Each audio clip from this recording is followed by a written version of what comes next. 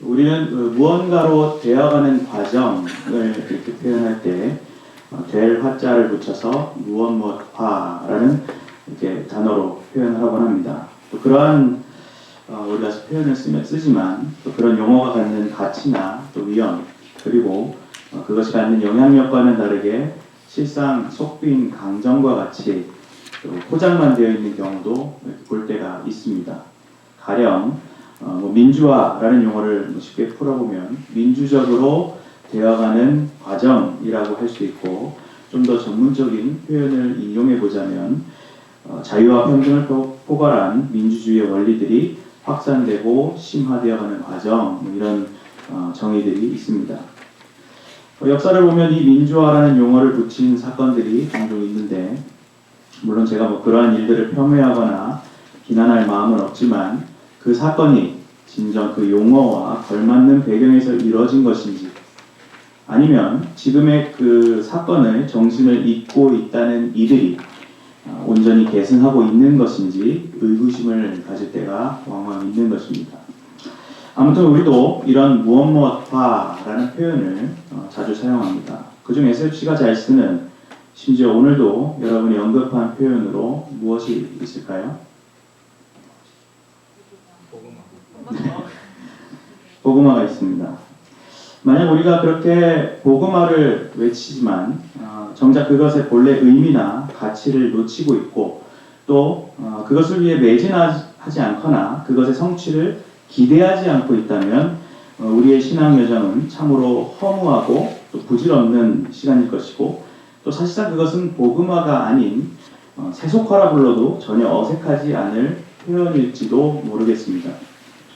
그래서 저는 이제 새 학기를 맞이하여 이렇게 개강감사 예배를 드리게 된 여러분들이, 또 신입생이 되어 또 새롭게 학교를 다니게 된 여러분들이 국가와 학원 그리고 세계의 복음화를 외치고 있는 제신의 대학교 SFC 운동원으로서 새 학기라는 복음화의 무대에 입성하기 전 복음화의 과정이 어떻게 이루어지는지 이 본문의 말씀을 통해 세 가지의 큰 대지로, 또 5가지의 세부 단계로 또 정리해 보고자 합니다. 첫째로 복음화의 시작은 복음의 부재에서 일어납니다. 다 같이 본문 16절에서 21절을 읽어보겠습니다.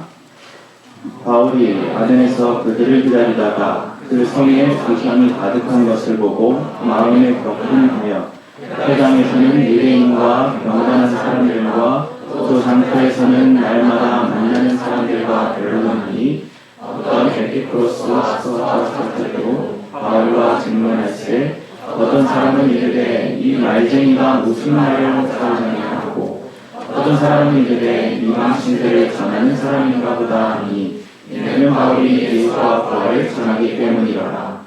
그를 붙들고 아레오파고로 가며 말하기를 내가 말하는 이 새로운 가르침이 무엇인지 말할 수 있겠느냐.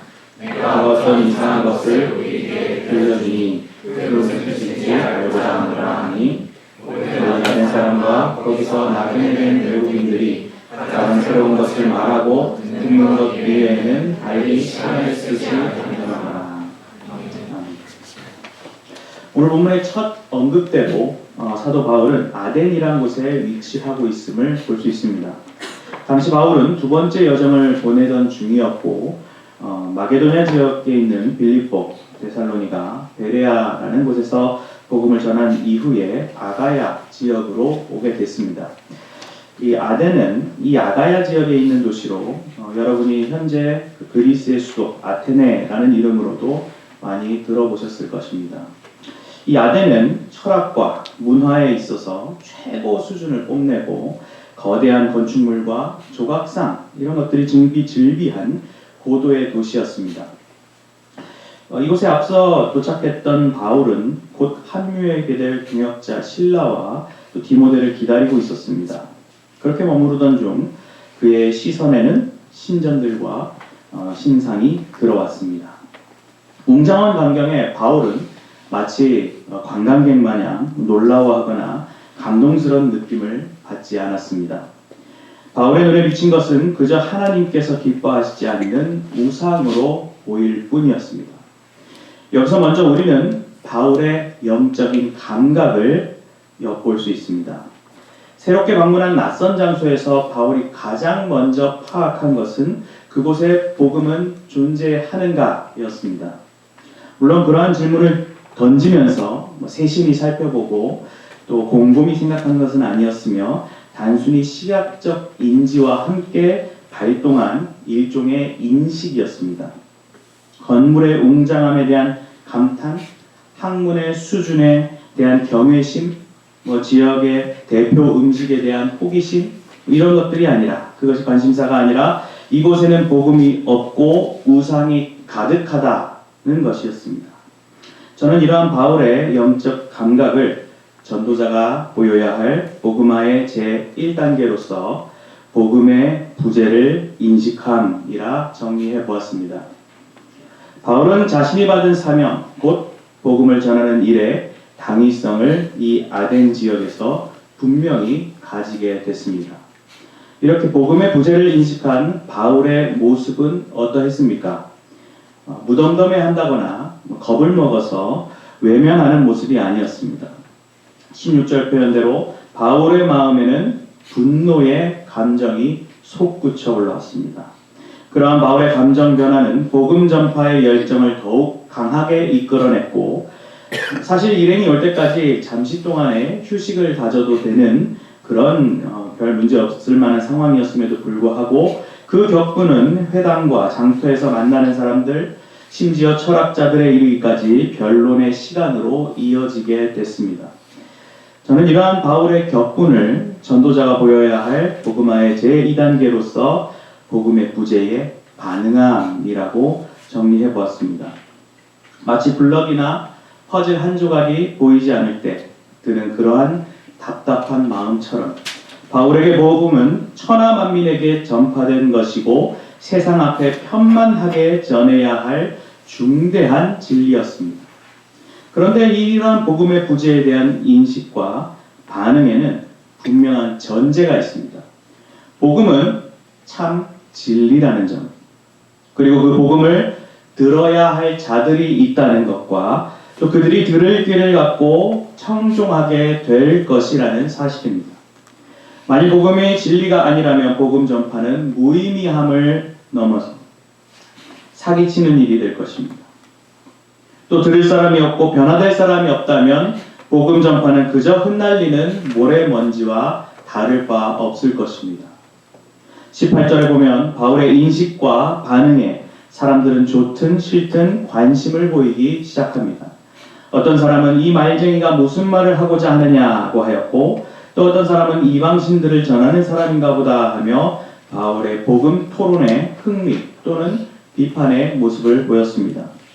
그 관심이 꽤나 커졌고 영향을 미쳤는지 사람들은 바울을 붙들어 아레오바고라는 곳으로 갔다고 하였습니다. 이 아레오바고는 굉장한 권력을 가졌던 곳으로 재판을 하거나 또 주요 사항들을 처리하는 장소였다고 합니다.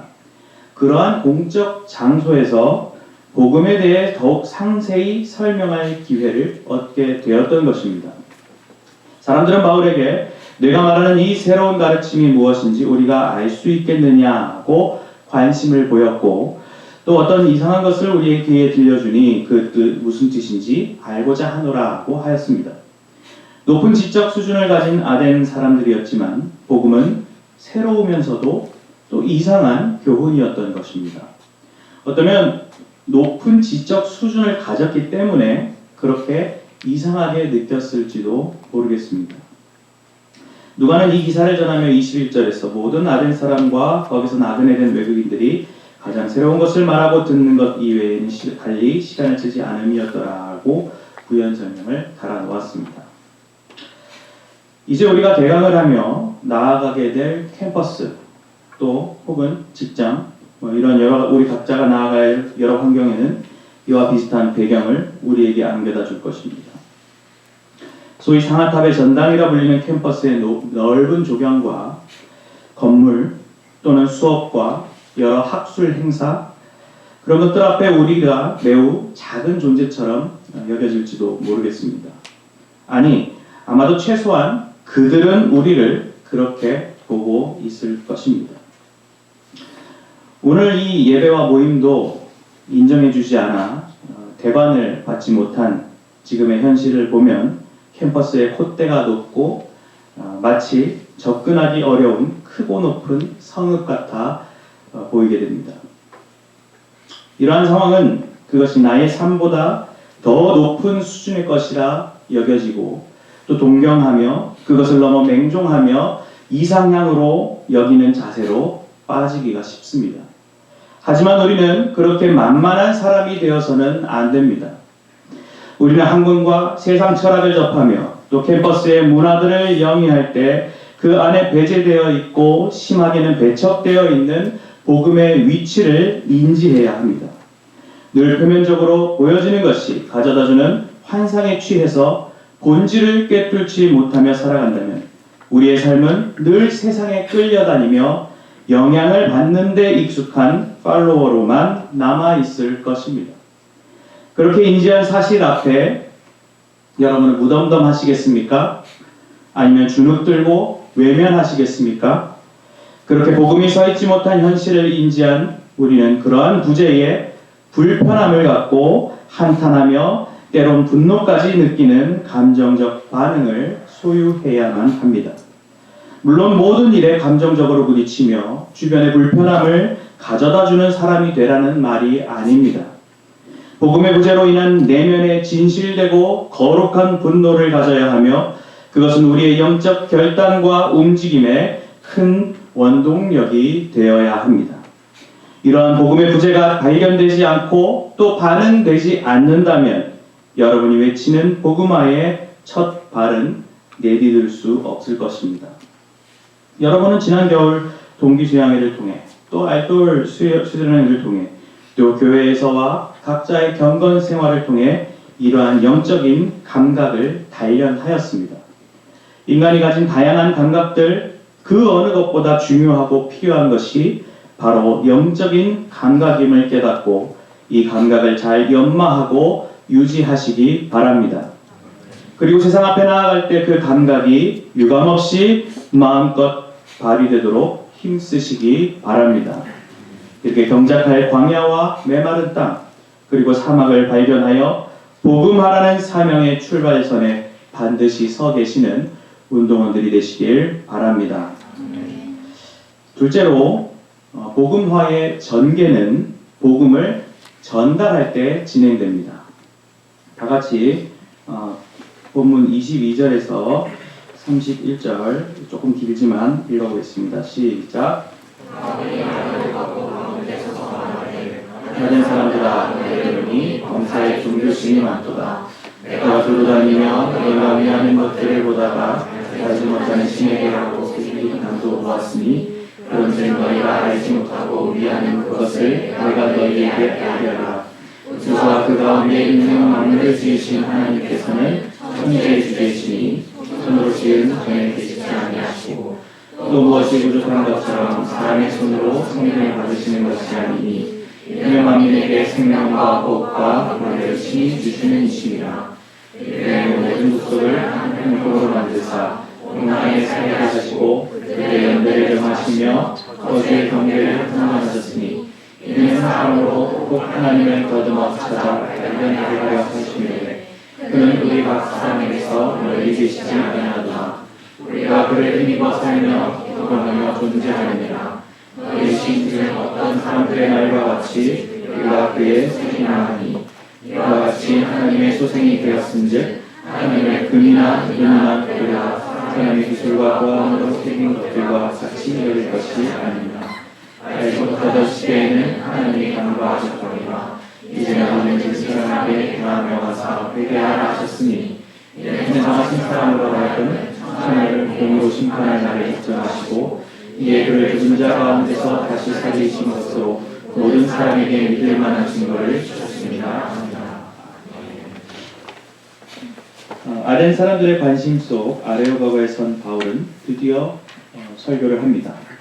본격적인 메시지를 전하기에 앞서 바울은 복음의 내용을 말하기보다 아덴 사람들에 대한 말을 합니다. 그 첫 문장은 아덴 사람들아 너희를 보니 범사에 종교심이 많도다는 말이었습니다. 아덴 사람들에 대한 일종의 판단을 내린 것인데 23절에 보면 바울은 그 성읍을 두루 다니며 사람들이 위하는 것들을 보았음을 볼 수 있습니다. 여기서 두루 다니며와 보니라는 단어는 바울이 의도적으로 아덴의 상황을 살폈다라는 것을 강조합니다. 즉 바울은 우리가 앞서 생각했던 복음의 부재를 인식하고 반응한 것에서 좀 더 나아가 면밀히 성읍의 영적 실태를 살펴보았던 것입니다. 보면 볼수록 아덴 사람들은 종교적 관심이 큰 사람들이었고 또 각자가 설정한 방향대로 종교의 대상과 방법을 가지고 심취했던 사람들이었습니다. 이처럼 복음 전도자는 복음의 부재라는 현실을 마주하게 되면 가만히 있지 아니하고 그 현실을 면밀히 살펴보는 적극적 관심의 태도를 가지게 됩니다. 저는 이러한 바울의 조사와 판단을 전도자가 보여야 할 복음화의 제3단계로서 복음의 부재를 직시함이라고 정리해 보았습니다.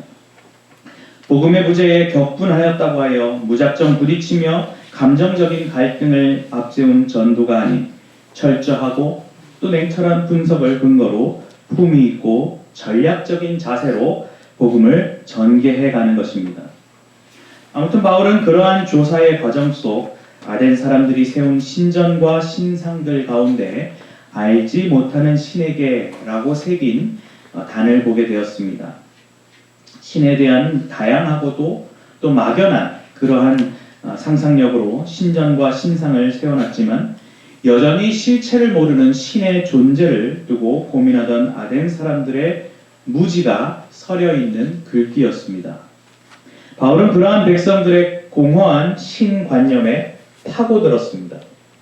바울은 내가 너희에게 알게 하리라는 확신의 말로 그들이 알지 못하면서 숭배하는 행위의 바람직한 방향이 무엇인지 깨닫게 해주겠다고 합니다. 24절부터 바울은 긴 서술을 통해 하나님에 대하여 논증합니다.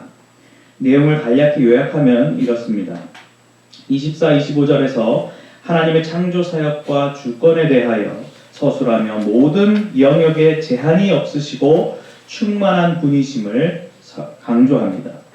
26절에서는 하나님의 통치 사역을 서술하며 특별히 인간의 삶과 역사를 조성하심의 진정한 의미가 바로 하나님을 찾고 발견하게 하기 위함임을 밝힙니다. 특히 27절에서 하나님께서 우리 각 사람에게서 멀리 계시지 아니하도다는 표현은 큰 위로와 소망이 됩니다.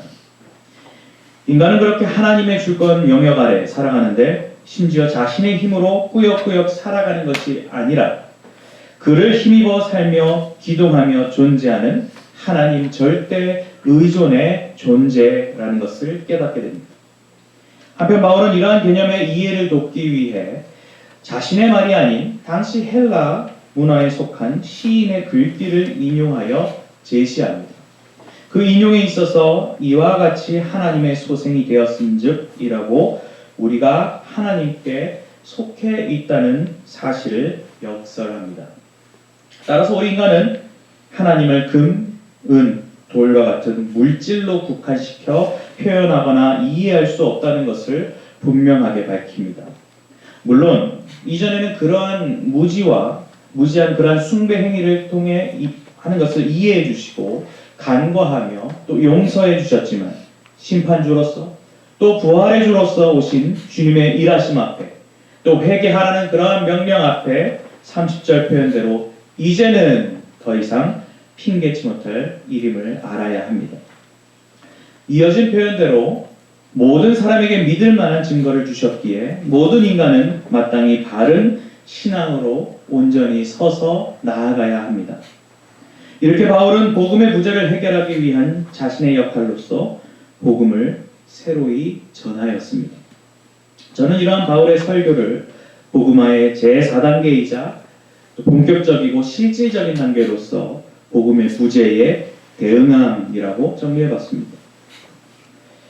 여러분이 캠퍼스로 나아가 복음의 부재를 인지하고 들끓는 감정을 느끼게 되었다면 이제 본격적으로 움직여야 합니다.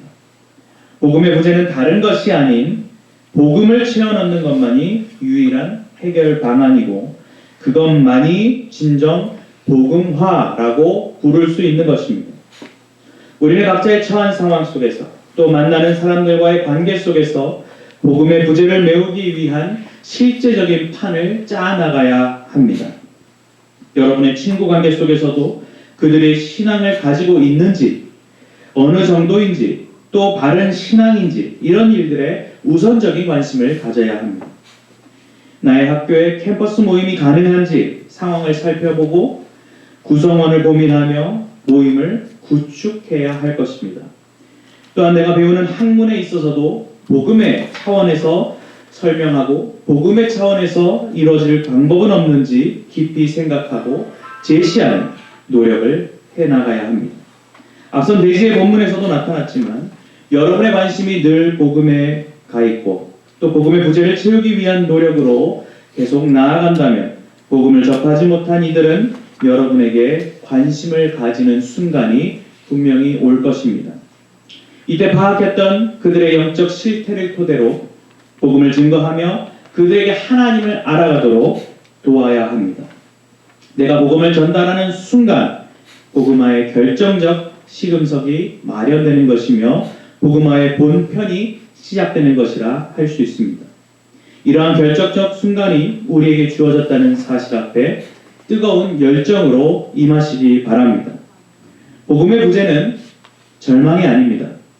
오히려 여명을 앞둔 어둠의 소망적 순간이라 할 수 있습니다. 진정한 절망은 복음의 부재가 아닌 복음 전도자의 부재라는 사실을 상기하며 자신의 자리에 서서 복음 전도자의 역할을 감당해 나가시기 바랍니다. 그러한 자세로 복음화의 역동적 전개 과정에 요긴하게 쓰임 받으시는 운동원들이 되시길 바랍니다. 셋째로 복음화의 완성은 오직 하나님께 달려 있습니다. 다 같이 본문 32절에서 34절을 읽어보겠습니다.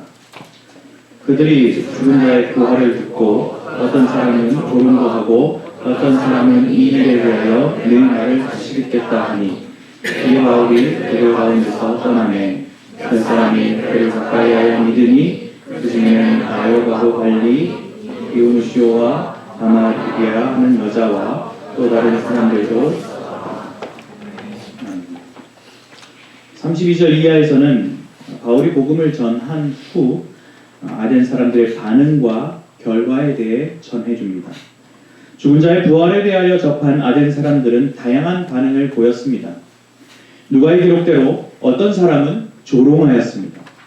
그 이유는 복음의 내용이 자신들이 가진 철학과 그 사상과 상치되는 불편한 개념이기 때문이었습니다. 이 장면에서 이 사람들이 보인 태도가 무례한 자세였음을 이 조롱이라는 표현을 통해 느낄 수 있습니다. 상식적으로도 또 일반적 우리 사회 살아가는 방식으로도 그렇게 조롱하는 자세는 참으로 유치하고 못된 행동처럼 여겨지지만 아무튼 우리 기독 신자들의 삶은 이런 신구약과 교회사의 여러 믿음의 선배들이 겪어온 것처럼 늘 조롱이 따른다는 사실을 생각나게 합니다. 그런데 바울은 그런 그들 앞에 비굴하게 사정하듯 복음을 전하지 않았고 당당하게 하나님의 복음을 있는 그대로 전할 뿐이었습니다. 그도 그럴 것이 앞선 본문에서 보듯 바울의 복음 전파에는 무시와 조롱만이 있는 것은 아니었고 관심을 가졌던 이들도 있었습니다.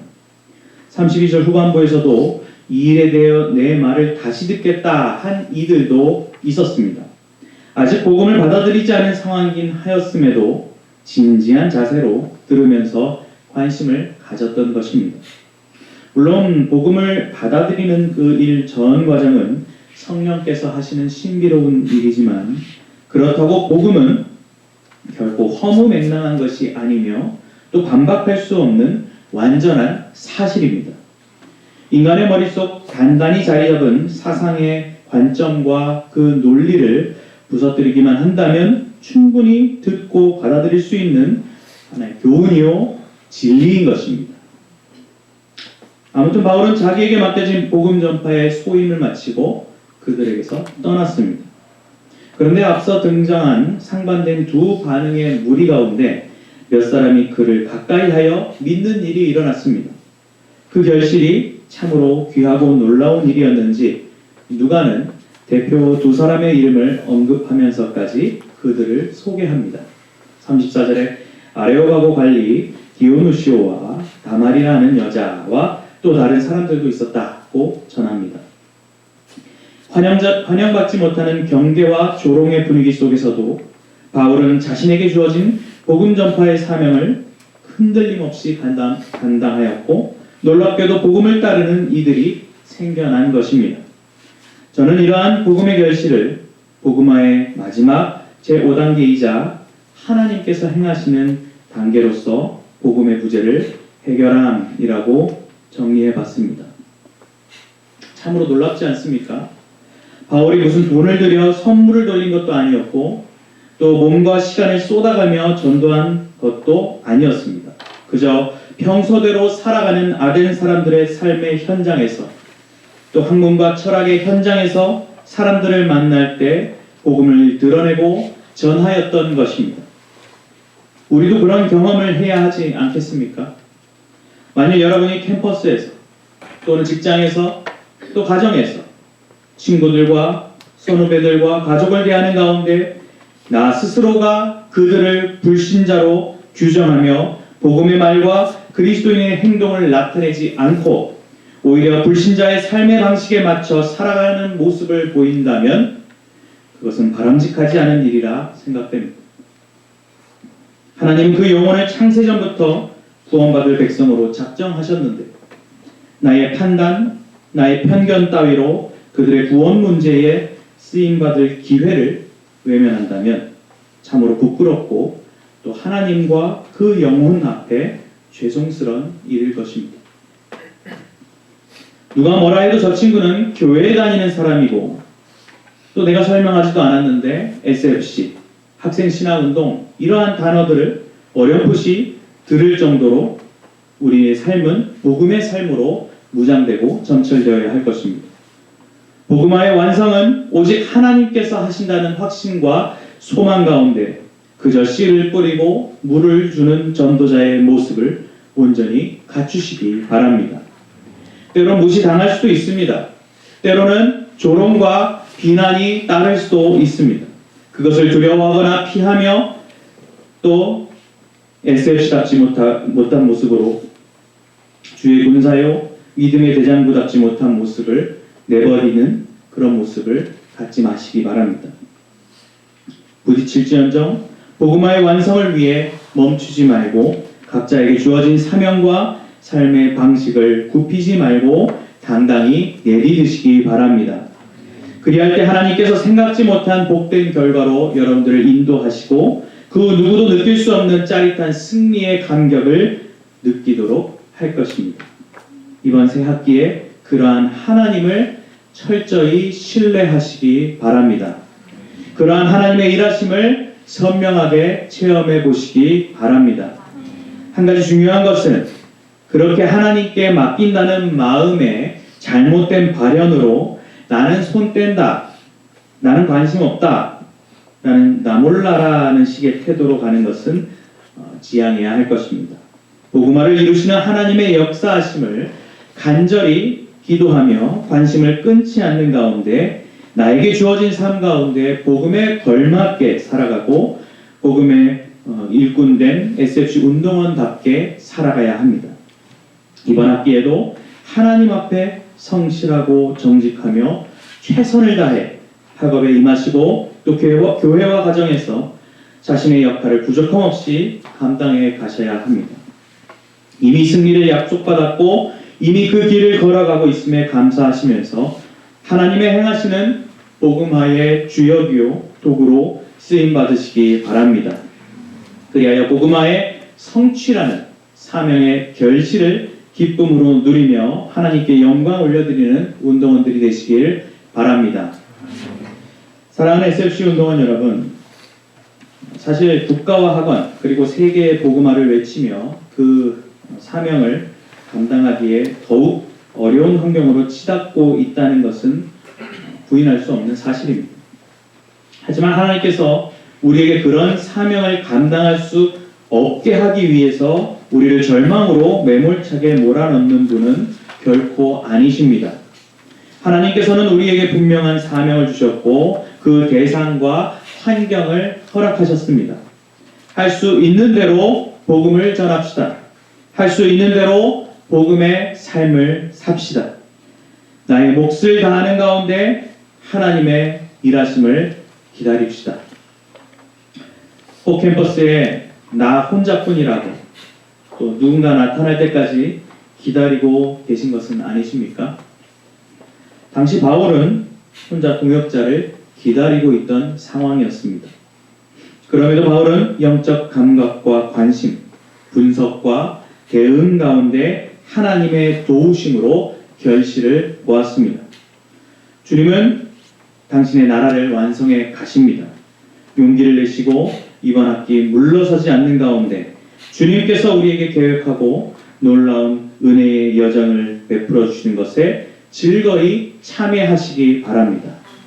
복음화의 시작은 복음의 부재에서 일어남을 기억하는 가운데 복음을 전달하여 복음화를 전개하고 복음화의 완성이신 하나님께 모든 것을 맡김으로 오른손을 들고 고백하는 그 강령 속 복음화의 진정한 성취를 체험하는 SFC 운동원들과 또 새학기 일정이 되시길 늘 응원드리며 주님의 이름으로 간절히 축원합니다.